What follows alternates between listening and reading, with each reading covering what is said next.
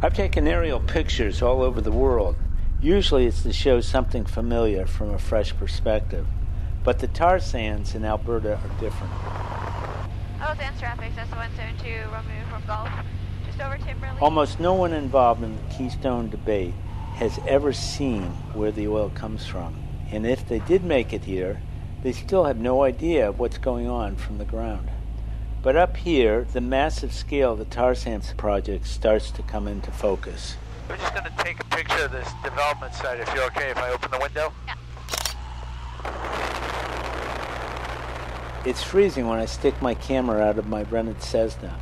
We're 1,000 feet up and flying 100 miles an hour. That used to be a forest down there.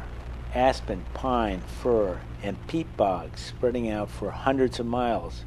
But now it looks like a huge trampled sandbox. Wow. Since the first bitumen was scraped out here 40 years ago, nearly 300 square miles of forest have been dug up. Pretty soon we're passing over huge open pits where some of the bitumen or tar sand is being dug up. They're each 2 to 3 miles across and maybe 250 feet deep. There are giant backhoes scraping bucketfuls of earth into massive yellow trucks. So this facility over here, would that be Suncor, right? Along the river? Yeah. In other places, big drilling sites have been carved out where high-pressure steam is shot into the ground to force out deeper deposits. Next to each pit, there are mammoth factories where the companies down there process the bitumen into oil.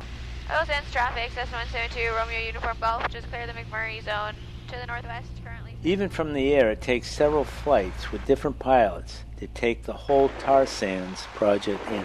It's bumpy today for a picture, eh? Yeah, it's gorgeous, huh? You want me to go around it? Yeah, we can go around the plant. At one point, we pass over huge wastewater ponds, bigger than New York Central Park. Extracting oil from tar sands takes millions of gallons of water out of the local ecosystem, and the water has to be cleaned up before it's put back. From here, the ponds look like oil-coated puddles. You want to go back? I'd love to shoot the lake right here.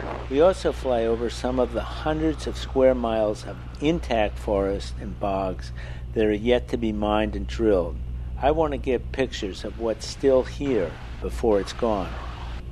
Okay, now we're going to the Esso plant straight ahead. Everyone uses oil. I know that. It got me here to Alberta. This plane runs on it. But the scale of destruction here is breathtaking. It drives home the lengths we go to power our lives. Do you want another turn or are you good? One more turn be good, thank you. The companies that work here say they plan to completely restore their sites, but critics say that's impossible, especially the vast peatlands that have built up here over thousands of years. And so far anyway, in the 40 years since tar sands mining began, of those 300 square miles that have been ruined, the amount officially declared restored is less than a half a square mile. 26 full stop.